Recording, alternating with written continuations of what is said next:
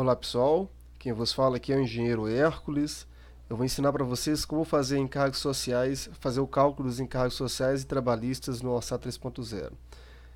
Quando acionamos o programa, aparece essa tela de login, então vamos efetuar o login e seguir a aula.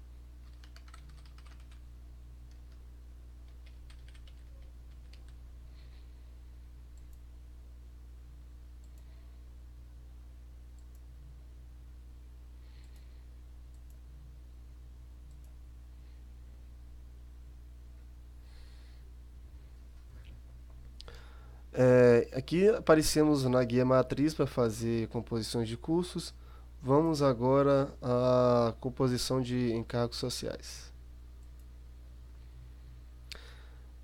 Primeiramente, aqui a gente vê a opção de encargos com desoneração e sem desoneração. Bem, muita gente, quando inicia a carreira de orçamentista de obras de construção civil, começa a trabalhar com as tabelas do SINAP. E nisso elas têm dúvidas em qual tabela utilizar, a desonerada ou não desonerada.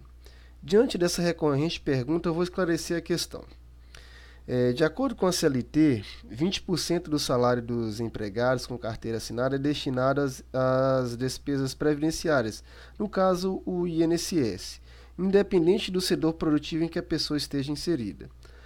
Para estimular o crescimento industrial do país, o governo permite desonerar a folha de pagamento. E o que seria isso? A empresa pode retirar o desconto de 20% do salário dos empregados, que seria para pagar as contribuições previdenciárias, e em troca recolher cerca de 1 a 2% da receita bruta da empresa. Né? Então isso aí varia de empresa para empresa. Em resumo,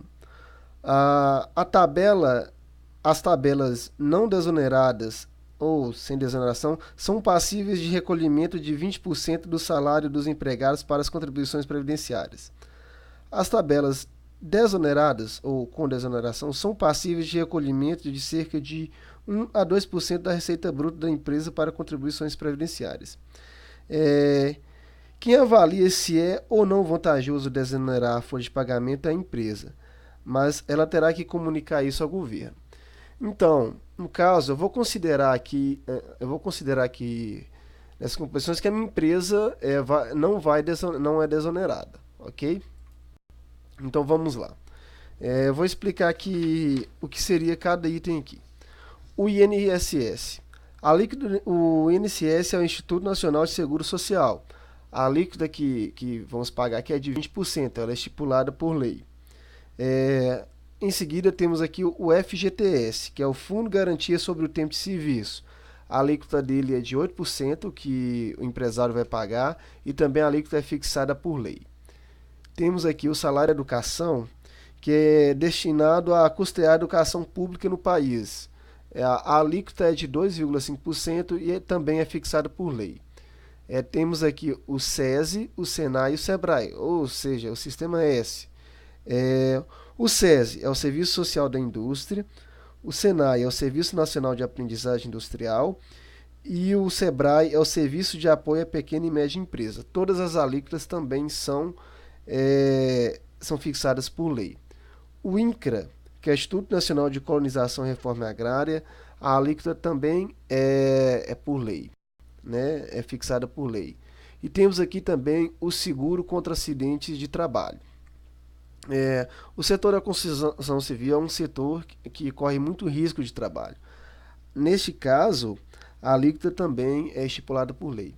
E temos aqui o SECONSE, que é o Serviço Social da Indústria da Construção Civil.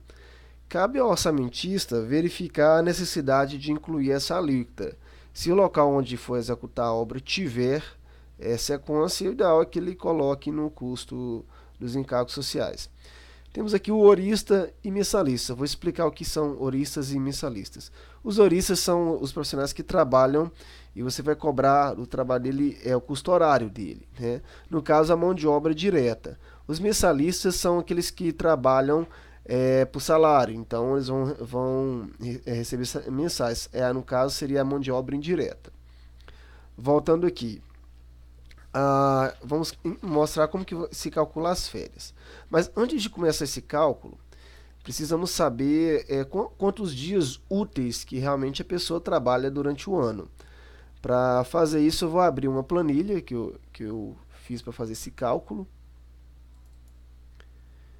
que demonstra com mais clareza quantos dias úteis que temos.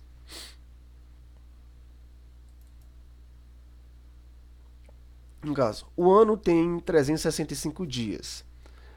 Aí, menos 30 dias de férias, menos. Temos 52 domingos no ano. Só que no período de férias tem 4 domingos que está no mês de férias. Então, menos 4. Então, 48 domingos no ano que a pessoa não trabalha. Feriados. Eu contei aqui 12 feriados. Quais são? A confraternização universal, 2 dias de carnaval, vai depender do orçamentício se ele vai considerar, mas eu vou considerar 2 dias de carnaval, Paixão de Cristo, Tiradentes, Dia do Trabalho, Corpus Christi, Independência do Brasil, Nossa Senhora Aparecida, Finados, Proclamação da República e Natal. Então, eu contei aqui 12 dias. Auxílio enfermidade. Vamos lá.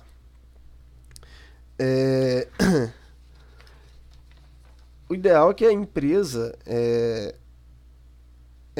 saiba o percentual de pessoas que utilizam o auxílio enfermidade. O empregador tem que arcar com os 15 primeiros dias de ausência do empregado e depois disso quem arca é o governo, né? Como que faz esse cálculo? Eu considero que vou considerar que 6 empregados durante todo o ano utilizaram o auxílio enfermidade e minha empresa tem 50 funcionários. Então eu ponho o número de funcionários que utilizou o auxílio enfermidade dividido pelo total de funcionários que eu tenho e vezes 15. Esse 15 aqui são os 15 dias que eu vou ter que arcar com ele. Então eu tenho esse percentual, ok? O acidente de trabalho o mesmo cálculo. O número de pessoas que sofreram acidente no trabalho dividido pela quantidade de funcionários da empresa e vezes 15 dias que eu tenho que arcar com essa pessoa até o governo arcar com esse custo. Aqui é licença paternidade. Como que eu fiz esse cálculo? O trabalhador ele tem direito a 5 dias, que aqui está, 5 dias para gozar quando ele tem um filho nascido. Eu considerei que uma empresa de construção civil, 95% dos funcionários sejam homens, certo? E que a taxa de fecundidade seja de 3%. Quer dizer, 95% da empresa são homens e 3% dos homens da empresa são pais durante um ano. O ideal é que que o setor de RH da sua empresa, o setor pessoal, tenha esses números, né? Como aqui é uma aula, isso aqui é didático, esses valores eu estou supondo, mas o ideal é que você conheça a sua empresa e que vocês utilizem os dados da sua empresa para fazer esses cálculos.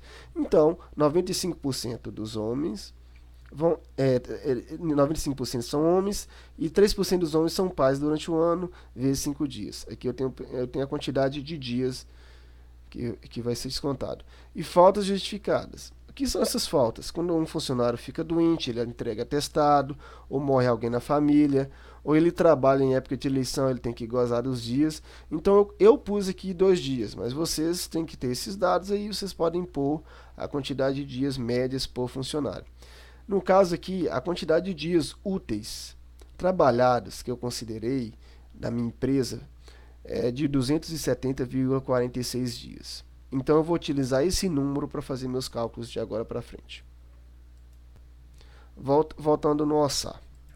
Como que eu vou calcular as férias? No caso, eu vou considerar aqui férias mais terço de férias. 30 dias que a pessoa vai gozar de férias, dividida pela quantidade de dias úteis que ele trabalha no ano, que foi o número que a gente achou, e vezes 1 mais o terço de férias.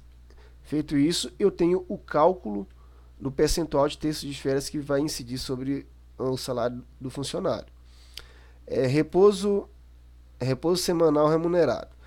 Na outra tabela, a gente viu que o ano tem 52 domingos, menos os 4 domingos de férias, então 48. Então, 48 dividido pelo número de dias úteis que o funcionário trabalha no ano. Feriados. Eu considerei, como vocês viram, 12 feriados dividido pela quantidade de dias que o funcionário trabalha no ano. Auxílio enfermidade. A mesma quantidade de dias. Eu considerei 1,8 dias, aqui acidente de trabalho, licença paternidade, faltas justificadas, a mesma coisa. Esses valores aqui, que vão para a próxima planilha de encargos sociais, eu vou dividir pela quantidade de dias do ano que a pessoa trabalha, ok? Mesma coisa, e 13º salário, mesma coisa. Agora vamos aqui ao aviso prévio. Aviso prévio, a pessoa vai ficar 30 dias, né, cumprindo o aviso. Você divide esse valor pelo número de dias úteis, vezes 12, o ano tem 12 meses, dividido pela média de permanência dos funcionários na empresa. Neste caso, eu considerei que um funcionário fique em média na minha empresa 14 meses. Mas o ideal é que você conheça a sua empresa e que você saiba qual a média de permanência de um funcionário de obra na sua empresa para você fazer esse cálculo. Aqui, multa por rescisão de trabalho. Quando a gente demite um funcionário, a gente tem que pagar uma multa de rescisão dele. A multa equivale a 40% do fundo de garantia dele. Então, é os 8% do fundo de garantia, mais os encargos trabalhistas que incidem sobre o plano de garantia, o fundo de garantia. E eu considerei aqui também esses 98%, que é o percentual de demissões sem justa causa. O ideal é que você saiba também a quantidade de demissões sem justa causa que a sua empresa tenha. Então, eu considerei que 98% dos funcionários são demitidos sem justa causa. Aqui, agora eu tenho um percentual de encargos do funcionário. Aqui é a indenização adicional. A indenização adicional, o cálculo é feito da mesma forma que a multa de rescisão. 30 dias, 12 meses, a média de tempo da pessoa na empresa. E aqui é a média histórica de demissões da minha empresa durante o ano. Então, digamos que 3% dos funcionários eu demito no ano. Aí eu faço o cálculo, aqui está. Aqui temos aqui a incidência de A sobre B.